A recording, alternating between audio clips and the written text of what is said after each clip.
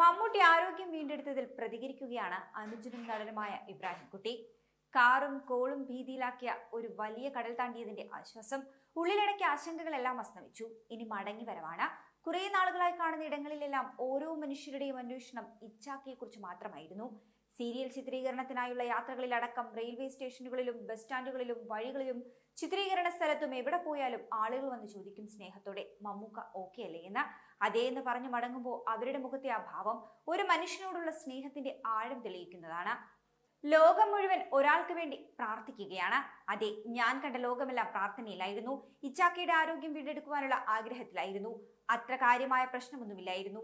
എന്നാലും ഒരു വിങ്ങൽ ബാക്കി നിന്നിരുന്നു മനസ്സിൽ. ഇന്നിപ്പോൾ എല്ലാ പ്രതിസന്ധികളും മറികടന്നിരിക്കുമ്പോൾ ഒരു കടൽ നീന്തി കടന്ന ആശ്വാസം. നന്ദി. ഉപാധികളില്ലാതെ ഇച്ചാക്കയോടുള്ള സ്നേഹം കൊണ്ട് നടന്നവർക്ക്, പ്രാർത്ഥിച്ചവർക്ക്, തിരിച്ചു വരാൻ അദമ്യമായി ആഗ്രഹിച്ചവർക്ക്, പിന്നെ ഓരോ മനുഷ്യനും ദൈവത്തിനും നന്ദി. സ്നേഹം. ഇബ്രാഹിംകുട്ടിയുടെ വാക്കുകൾ ഇങ്ങനെയായിരുന്നു.